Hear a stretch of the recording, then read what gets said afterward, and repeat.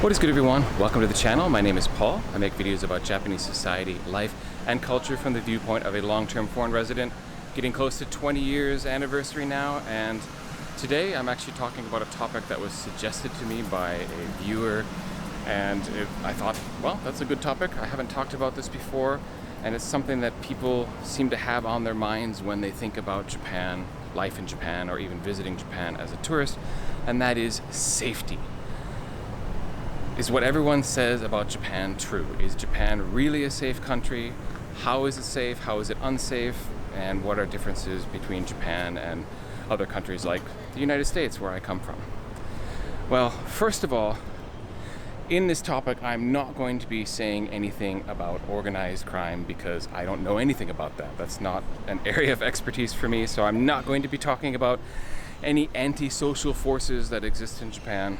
That's just not something I have any expertise. So aside from that, I'm going to start off by talking about crimes of opportunity. Crimes of opportunity are different in Japan than, say, in America. In Japan, you can get away with things, you truly can get away with things like putting your bag on a seat or table in a cafe and heading to the counter and ordering and just leaving your things behind. No one's going to do a snatch and grab of your items, your computer, your bag. I mean, I still feel a little nervous doing this sort of thing, you know, having grown up in the States, but the truth is people aren't going to be nabbing your things. That kind of crime of opportunity doesn't happen. Now, there are crimes of opportunity that do happen in Japan, and I'm going to put up a meme on the screen right now of Drake, and yeah, if you live in Japan, you know this meme, you know what this means.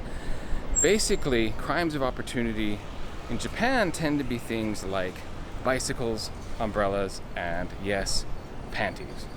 First of all, in terms of umbrellas, especially those plastic or vinyl ones, they just seem to be a free-for-all. Grab them if you need them in the rain, and it's often the case that you have a basket of umbrellas outside of buildings that are just, they've been left there or forgotten there by people who went in shopping or whatever, and then when they came out it wasn't raining anymore and they just forgot that they had their umbrella along with them.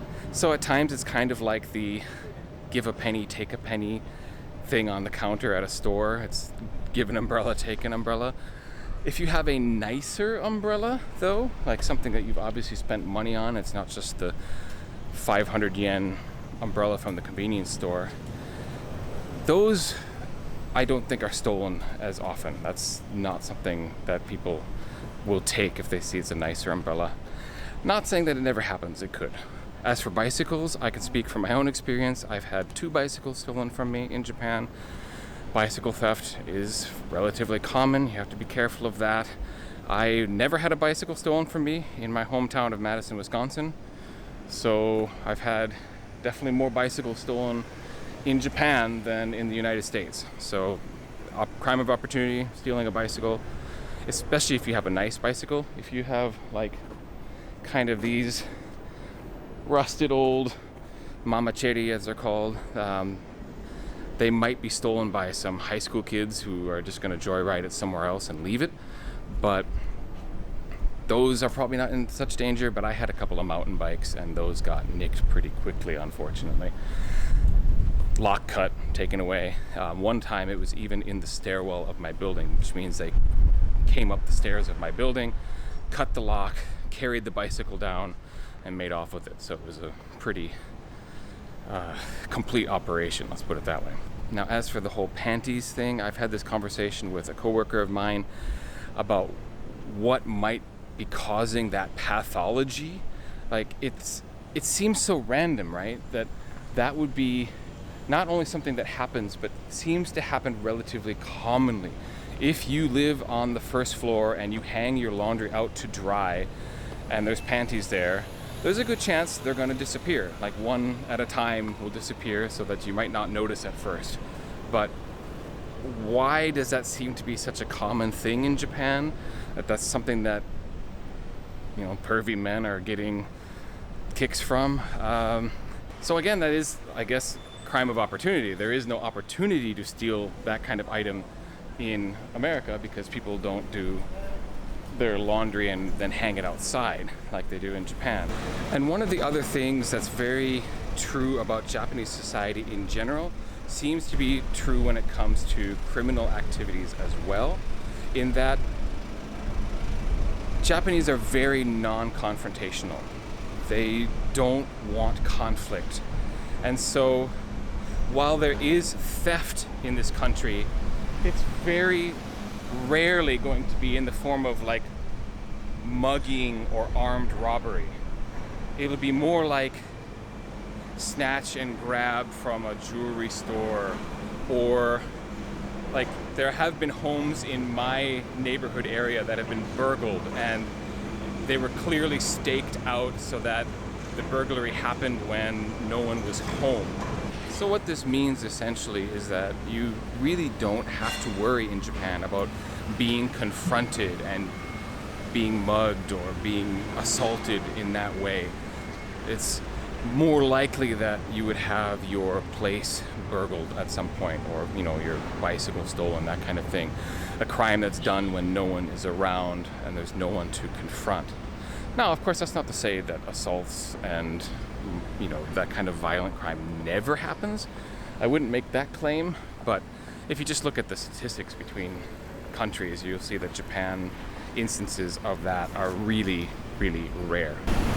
Now, what is interesting is the burglary thing seems to be a big concern in Japan, just from the measures that Japanese go through to make their homes safe from it.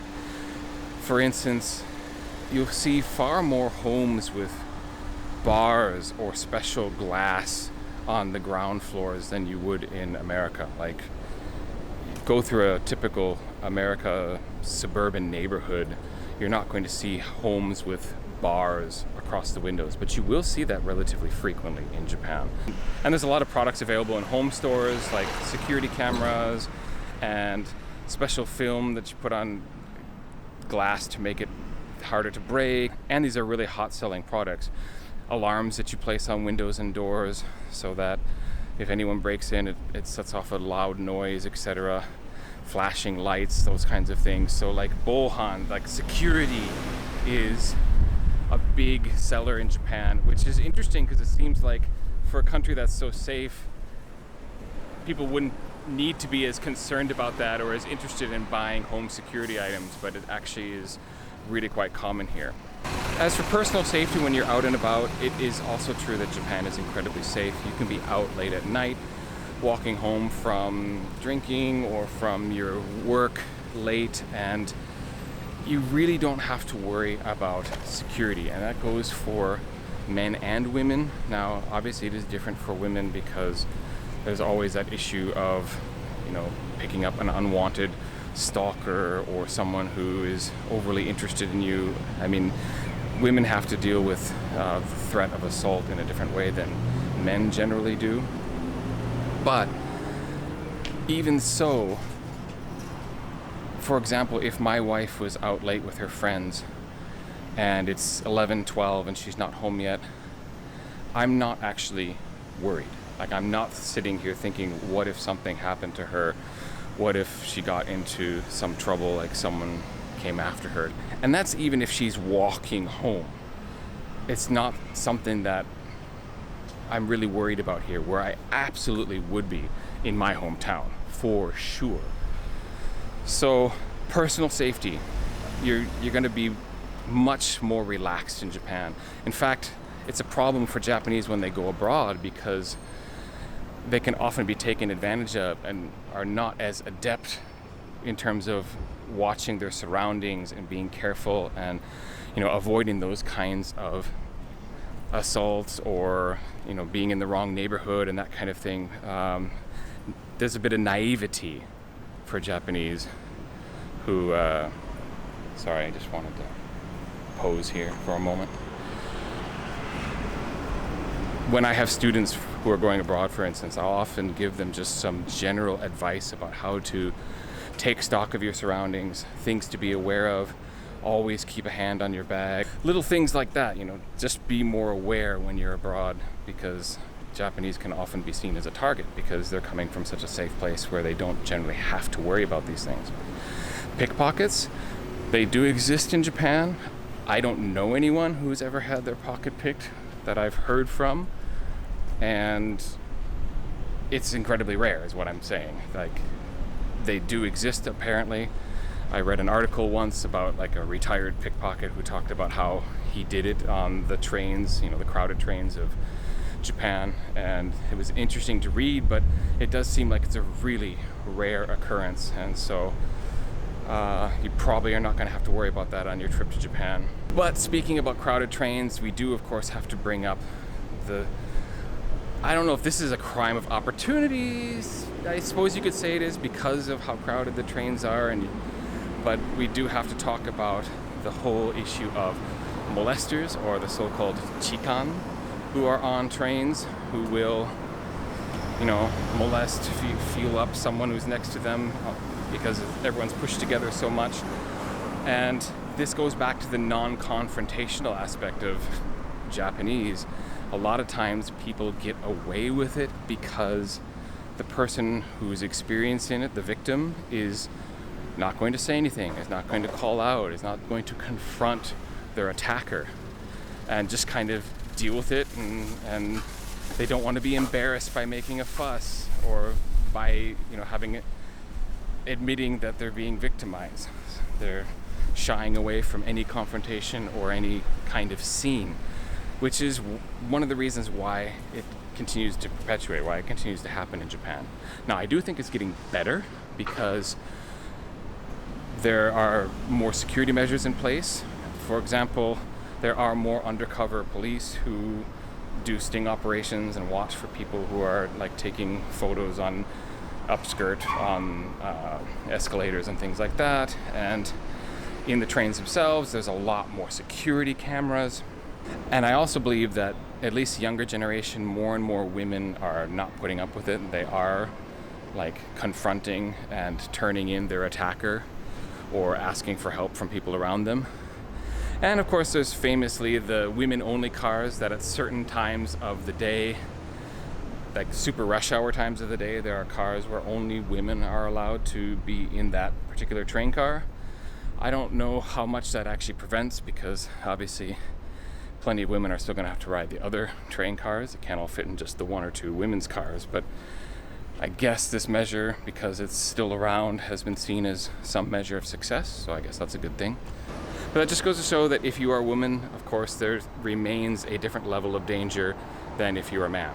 Now, I'm hoping to have my friend Tanya on the show at some point. She lives out in the western part of Japan, so we haven't managed to get together yet. But she's kind of the expert on women's issues in Japan and women's safety and how women are treated, etc. And I want to get her on as an expert voice about what it's like to be a woman in Japan.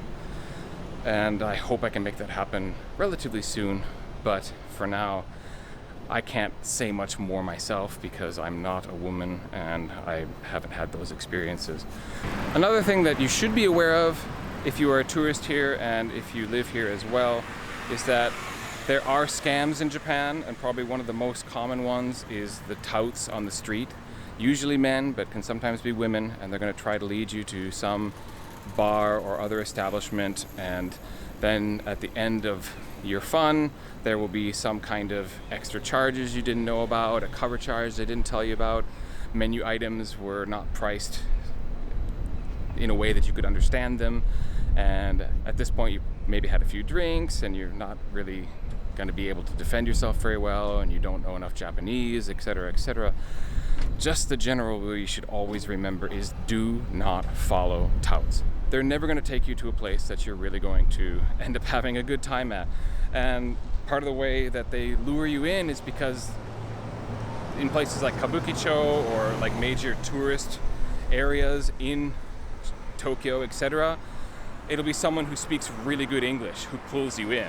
And once you're pulled in, you don't see that person anymore. You're just dealing with the bar, izakaya, or club staff, whatever it is. And yeah, don't follow touts. Just remember that simple rule. You can have a lot of fun in all those areas, finding places on your own. Just don't follow anyone. All right. Other issues of safety, like traffic safety. Generally, people in Japan always follow the pedestrian lights, especially in Kanto area. But if you drive in Japan, that's a whole different issue. I have made videos about driving in Japan before. You can check my backlog of other videos that I've made. I've got a couple years worth of videos out there. So if you have other topics you might be interested in, I may have talked about it already. Otherwise, as I mentioned, this was a topic given to me by a viewer, and I will do topics like that from time to time. If you suggest and I think, oh, that's a good thing, I can talk about that, I know something about it, I do take comments or suggestions in the comment section very seriously. So if you have a topic you'd like me to talk about, mention it in the comments, and I might go ahead and do it. At any rate, I want to thank you for watching this particular video, and I hope it was interesting and useful. And if it was, remember to hit the like button and subscribe if you haven't subscribed already. About 75% of you are not. And I would love to have you on board to watch my other content as it comes out every single Friday evening, States, or Saturday morning, Japan. New video every week, and sometimes a midweek video as well.